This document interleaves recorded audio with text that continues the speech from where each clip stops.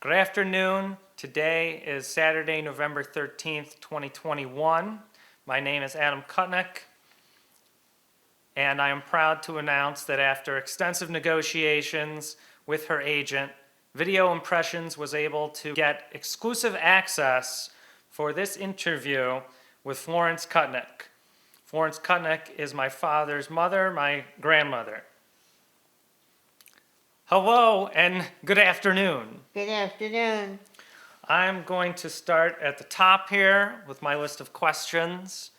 Number one, please tell me, what is your earliest childhood memory? I believe it was my mother and her girlfriend and I were coming back from a movie. It was winter time. There was snow all over, and we passed a car that was upside down, and that made a big impression on me. I must have been probably 3 or 4 years old. That's one of my earliest memories. Oh, wow. So it was an accident? Someone had an accident? No, there wasn't anybody else around. Hmm. I don't know when or where it happened, but it might have been a dream. I don't know. But that is what I remember, this car being on its roof. Oh, wow. I haven't seen that myself ever, but yeah, it could happen. Okay. What is your best advice for the younger generation? For instance, what would you say are some important life lessons? I think everything you do should be done in moderation. Don't overdo it. Don't underdo it either. Concentrate. What is the most important lesson that your parents taught you? To be honest, don't lie, because your lies always catch up with you. That's true. Okay. Where were your mother and father born? As far as I know, they were born in Hungary. But at that time, Europe was very chaotic. There had been fighting, and you would wake up one morning and you wouldn't know what country you were in, because it all depended on who won the war last night. What do you know about the Kutnick family name? Nothing. Nothing. Nothing at all. Okay. All I know is that they came from Philadelphia. But prior to that, I have no idea. Okay. What do you know about the Sass name? Also, Israel Sass, who was my stepfather, was born in Yamalinets, Russia. And he came over to the United States probably in the early part of the 1900s. Do you know anything about Nate's parents? Nate's parents? Yeah. No, I don't. I have no idea, except that his father passed away when he was 17 months old, and his mother raised the family by owning a candy store over in the old neighborhood, the 105th Street neighborhood. And she raised the children, 5 children. The boys, there were 3 boys and 2 girls. The older boys had to go to the Jewish orphan home during the day, and they got their education that way. But she had a rough time raising that family by herself, because she didn't have a very good command of the English language, but I understand she was a pretty sharp lady. What was your childhood like, and what memories of your childhood do you have? Well, mostly growing up in Rittman.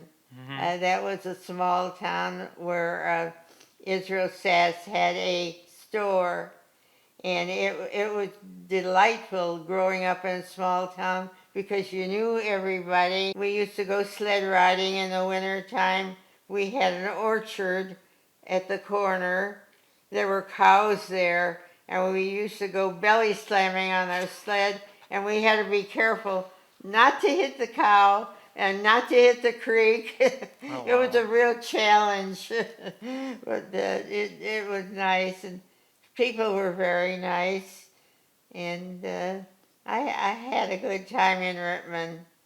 What do you think is different about growing up today than when you were a child? Oh, I think the children today are pressured. They're pushed too hard, and they don't have enough time to themselves. I think life was a lot better and easier for children in my day. Do you think that life is easier or harder today with all of this new technology? Well, it depends on how much you know. I mean, if you're knowledgeable, then it would be a lot easier for you than if you don't know what's going on. You've had to learn some new technologies. Would you say that there was a steep learning curve for you, or you were able to pick up on things pretty well? You mean about the technical things? Yeah. That's been hard for me. I've had a hard time adjusting to the new life. Yeah. Okay, this is a very general question, but how has the world changed? Well, I don't think I could answer that in 2 or 3 words. I think that using the word pressure, people are pressured more, and we're expected to do a lot more than years ago. They have people are expecting that productivity rates to go up. Yes. Okay. You mentioned that you weren't pressured a lot till you got to college. So tell us about that. Where did you go to college? What did you study? What was your experience? Well, I had to work and go to school too, and that was very difficult. I worked at several stores in downtown Akron on the weekends, and I didn't have much of a social life when it came to college activities. There just wasn't time. But I did enjoy my work at the University of Akron. I majored in what they called secretarial science. I don't believe that's available now. They've changed their curriculum so much. Yeah. Yeah, but I didn't go to football games or things like that. I couldn't. Yeah, I think now there's probably, I'm sure they've changed the name, but there's probably something related to office management. Well, business administration. How did your family spend time together when you were young? We didn't do a whole lot of things together because with the store, he worked 6 days a week, and on Sunday he would go in and take inventory. Who are you talking about? Israel Sass. Okay. Yes, and no, we didn't do too much as a family. What did you do with your friends for fun? Well, I was very active in the Girl Scouts, and I was the troop leader. Oh, okay. And we also had a group we called the Candy Club, and we would get together on Saturday nights and make candy. Were you competing with the Girl Scout cookies? No, that was before that. Okay. I don't remember ever selling Girl Scout cookies. No, but as a matter of fact, I have a copy of my Girl Scout handbook, and the way I got it was very strange. My nephew, Brian Sass, went to his attorney's office, and the attorney's secretary said, "Do you know anybody by the name of Florence Sass?" And he said, "Yes, that's my aunt." She said, "Well, I went to a flea market and I picked up this handbook, Wow. and it was hers originally, and it goes back to about, I think, 1936. Wow. And that was quite a find. I was so happy to get that. And you have no idea how it made its way to that flea market. It was in the flea market. It's one of my treasures now. Now, that would be interesting if we could see its journey. Mm-hmm. How did you meet Papa Nate, and what was he like? I met him at a young kipper dance. I was with his best boyfriend, Larry Weinstein, and Nate was stag, but he asked me to dance. And after that, he asked Larry if it was okay if he would take me out, and Larry said, "As far as I'm concerned, sure." So we started dating, and we dated for about a year. Mm-hmm. And then we got engaged. And you And asked what kind of a person he Yeah. was. He was a ladies' man. The ladies loved him. well, lucky he picked you then. Where are some of the coolest places you've traveled?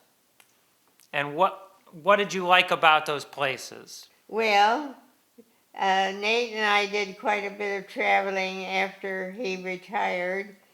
And I think Hawaii was very interesting. I enjoyed Hawaii. And then after Nate passed away, I did some traveling on my own. And one of the most interesting things I did was go back to Nuremberg, Germany, where I had worked for the State Department. And I wanted to see how things had changed since that time.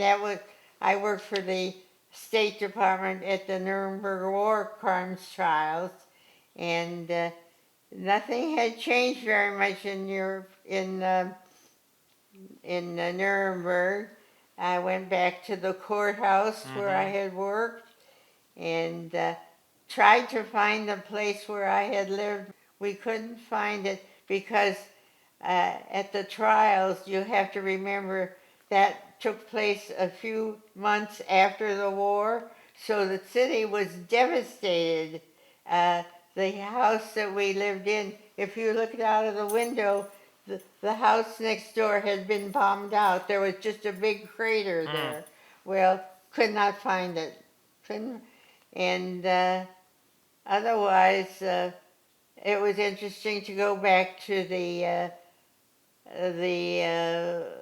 cafe where we used to have our meals, and also the place where we used to go dancing.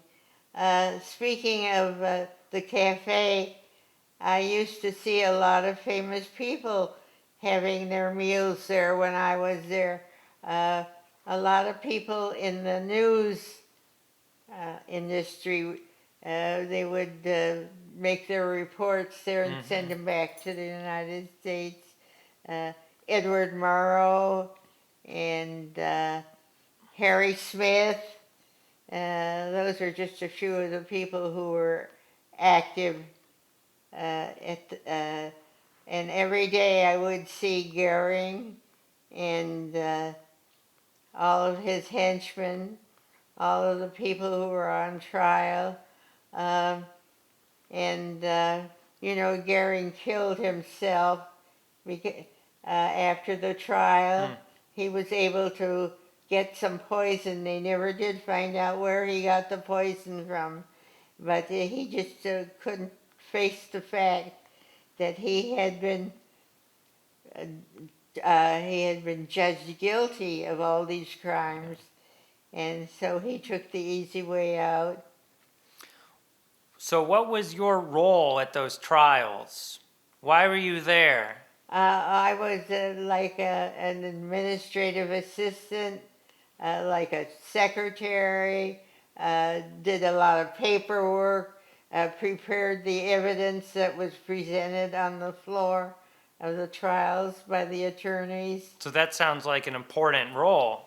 Well, there were only about 12 American girls there, and there were girls there from Great Britain and Ireland, and of course Germany and France, and we all had different backgrounds. It was quite interesting. And were you taking notes? No, No? I didn't do that. Okay. They had regular court stenographers there, and they had earphones, and you would dial which language you wanted to hear. They had the English, the German, the French. Who else was there? I can't remember. Now, I know you've told me that you know how to write shorthand, Yes. which is not something that's taught anymore. So, when did you learn that, and how did you find that useful, and why do you think they don't teach it anymore? Well, I studied shorthand in high school at Kenmore High School in Akron, and I adapted quite well to all those machines. In those days, they had calculators, and I was pretty good at shorthand. And when I went on to the university, I continued with my shorthand. And after the war was declared, there were jobs available in Washington, so I transferred to George Washington University, night classes, and worked at the office of the Quartermaster General, and my boss was the former CEO of the textile company called, I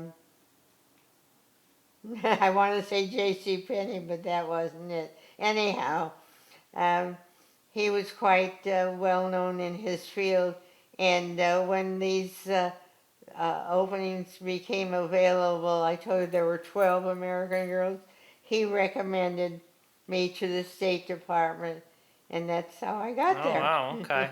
So you took classes at George Washington University? Yes. Well, that's interesting. I didn't do very much, so That's okay. You know, I went to school there. not only did you go to school there, you lived on the same street that I did. Yeah, a different part. Yeah. A different part. I remember you told me the address, and I biked over there, and I looked at it, and, you know, it was a regular sort of residential street. Yes, But, yeah, that was a coincidence. it was really. It was W Street. W. Yeah. Okay. Did you own any pets?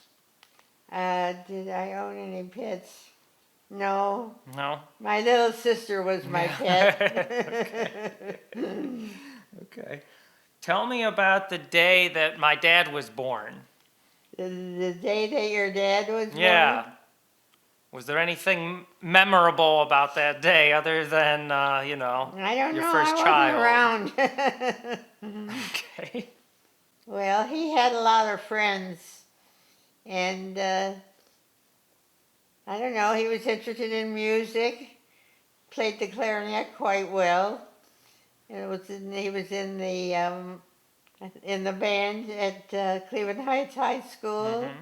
What was it like to become a grandparent and a great-grandparent? Oh, there's No describing. That's the greatest thing in the world, to become a grandparent and a great grandparent. A lot of people don't have that opportunity.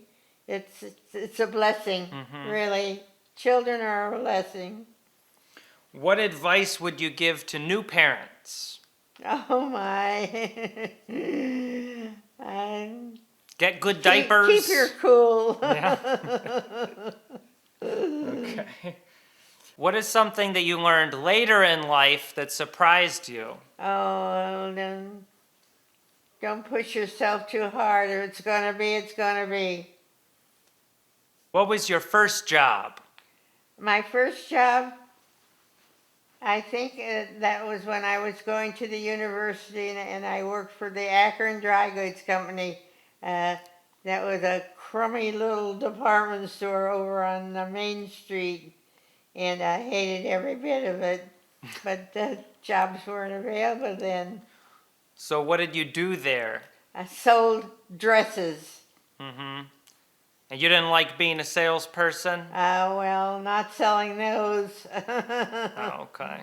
Were they not? They weren't the dresses that were in style, and they were difficult to sell. Well, they were very cheap dresses, Oh, okay. you know. And what was your favorite job and why?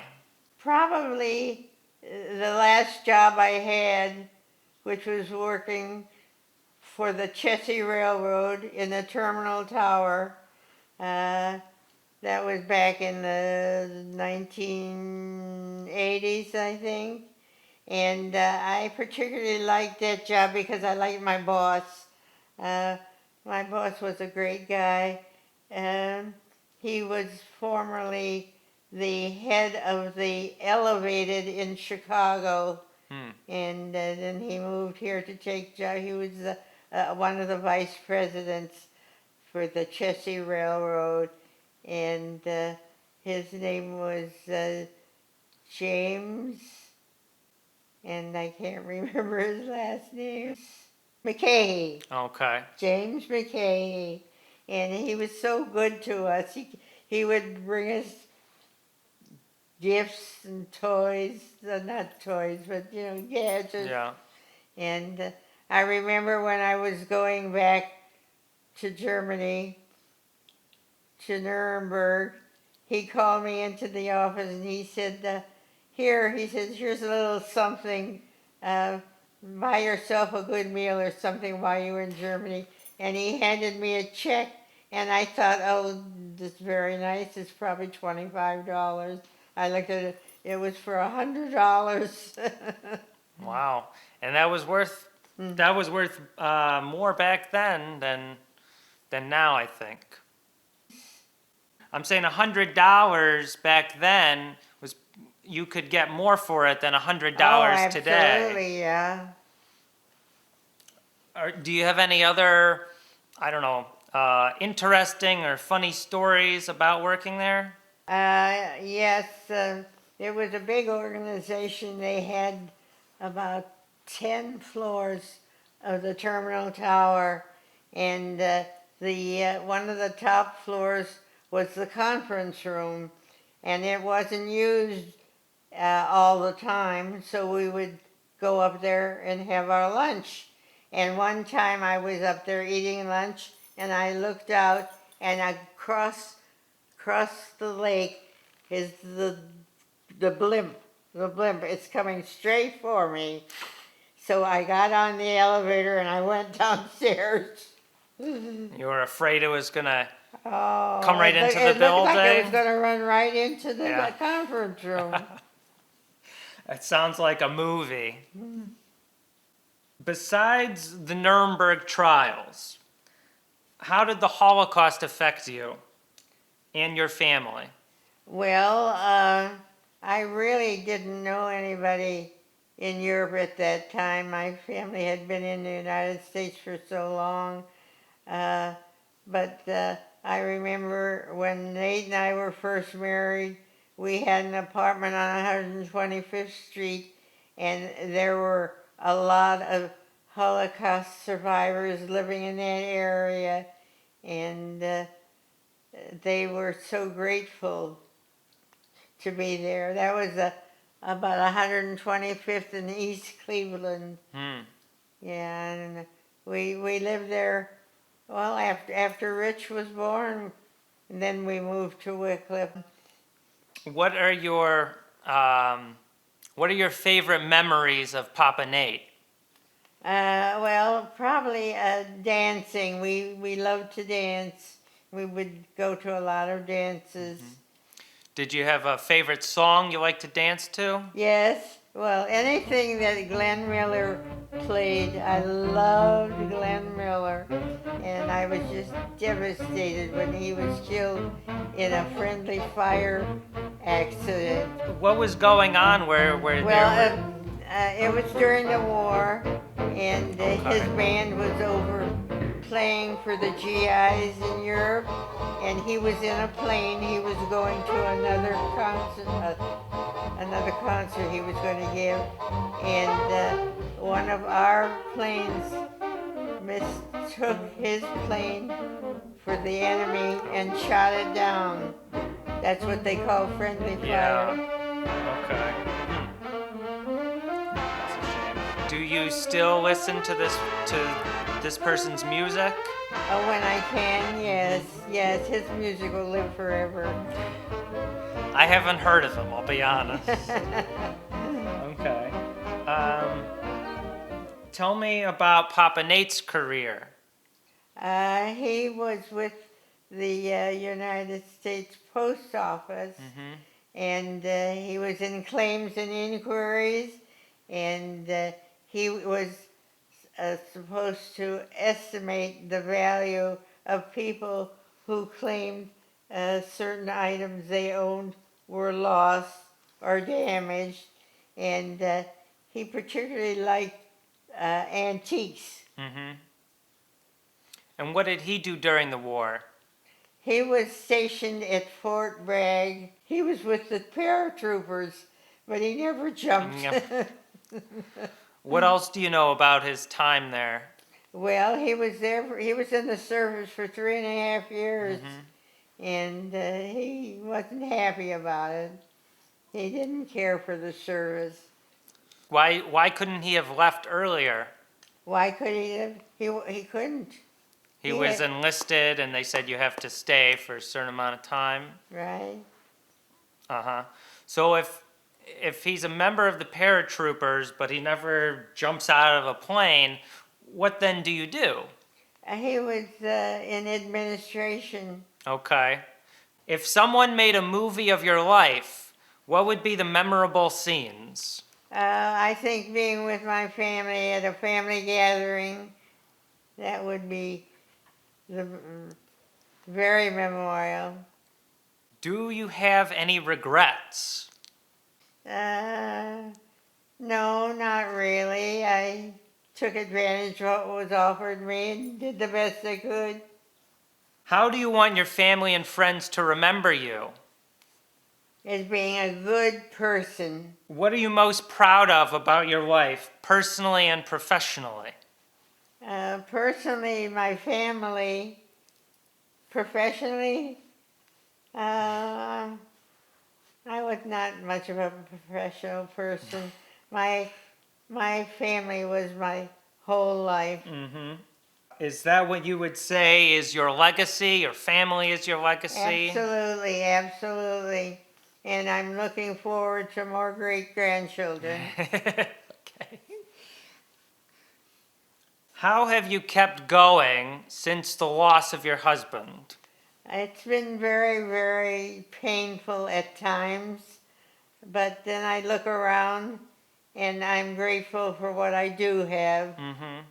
And I am not alone in this respect. There's a lot of people in the same boat that I'm in, and you adjust. You have to adjust. And there's nobody out there going to take your hand and say, I'm sorry for you. Nobody will do that. What was the most challenging obstacle you faced? And how did you persevere?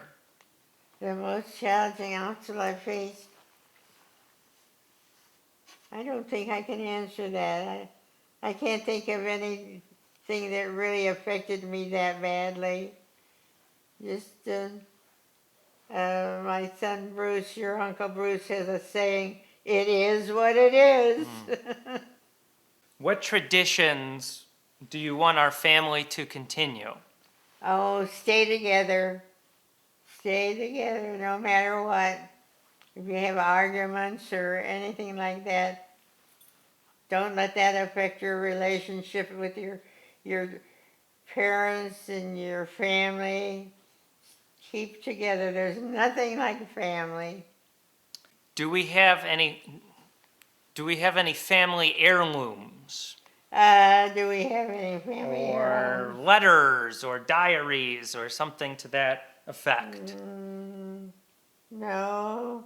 Well, there may be a few pictures, things like that. What are your favorite memories of spending time with me? Oh, yes, I remember when you were about 12 or 13 years old, you used to ride your bike over, and we would pull out a table on the front lawn and play a game called Ships and something else. What was it? Battleship?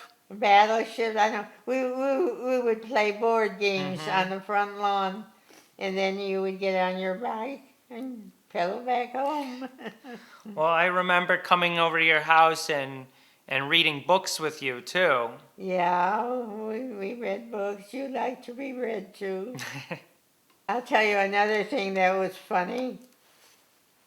I tried to teach you the piano, the scale. I don't remember that. Yes, so I started C, D, E, F, G, and then you said H, I, J, K. Well, yeah. Speaking of that, so you used to own a piano. When did you get that piano? And did you play piano? Very, very, very poorly. I took lessons when we lived in Rittman, but when we moved to Akron, my lessons stopped for some reason. Anyhow, I originally had an organ, a Hammond organ, which had belonged to my Uncle Maury, who was my mother's youngest brother. And she gave that to me when he didn't want it anymore. And then she decided that I should have a piano. So I went to one of the stores, Higbee's, and I picked out a beautiful, beautiful piano, a spinet, and it was made of very fine wood, a very unusual wood, not like most pianos. And I kept that piano until I moved into assisted living, and there was no room for it. So the piano you had on Barrington, that was the piano? Yes. Did you ever have any friends or other relatives over that knew how to play? Yes, my mother. My mother was practically a pro. She taught piano after my biological father passed away when I was only 18 months old. She had no means to support us, so she gave piano lessons at 25 cents a half an hour. Oh, wow. I think piano lessons now are about $25 a half an hour. Probably more. Okay. Yeah, I remember, I think we have some recordings of her playing the piano. Yes, And I remember photographs of Ryan sitting at the piano. Okay, well, for sake of completeness, I know that your family is a kind of a mixture of different not all your siblings have the same mother and father. What we call his, hers, and theirs. Yeah. So tell me about your family makeup.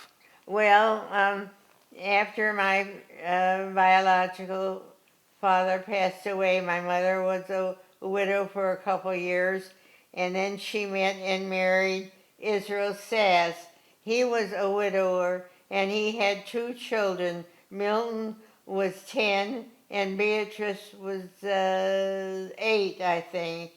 And then later on, they had a child between them, Lillian. And Lillian was with us up until about 2 years ago. She was my closest relative. Anyhow, that's how we became his, hers, and theirs. And we got along beautifully, beautifully. People just would not believe that we weren't blood related.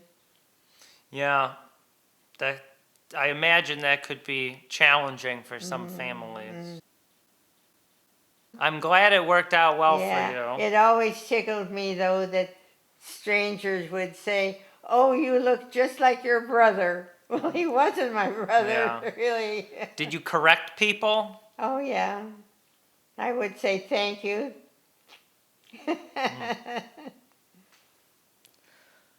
What is your secret to longevity? Moderation, I guess. Moderation. Yeah. What are some of the, I don't know, what are some of your favorite foods or activities? My favorite foods? Chocolate. Anything chocolate. Well, that's where he gets it from. Yeah. And as far as activities, well, things have slowed down quite a bit. But when I was younger and more active, I used to like to go shopping, and I used to like home decoration. I used to like cooking. There were a lot of things that kept me quite busy. Things have slowed down. Well, to be expected. So besides your famous grilled cheese, what else did you like to cook? Oh, I love to cook. I didn't like cleaning up, but I like to cook. Well, did you have some specialties? Yes. Well, I used to make a wicked brisket. Yeah, and there were certain side dishes that I used to make. I'm a great potato fan, so I know about 10 different ways to fix potatoes. Well, I'm going to have to ask you more about that at some point. Anytime. Now, I heard a story about, I want to say it's salmon patties. Oh, yes, your father absolutely loathed my salmon patties. I don't know why, they were good. I've run out of written questions, but do you have any other interesting stories that you think would be interesting to tell your audience? Well, no, but I think that people probably would enjoy coming over and looking through my photographs and some of my books. And I think that we would have a good time doing that. Other than that, I'm just me. Okay. Well, let me try to expand that a little. How would you define yourself? Simple, but not simple-minded. I don't ask for a whole lot, but I'm very grateful for what I have. As are we. For one thing, not a lot of people make it to your age. That's very true. That's a lot to be grateful Yes. for. Of course, it's not easy being an old lady.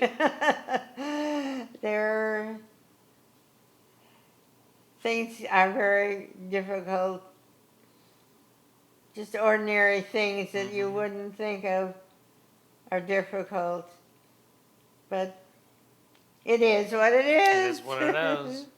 Yeah, and even, I mean, people that do make it to 99 99. often have lost some of their, I guess, thinking capability. You know, they're not all there, but you are.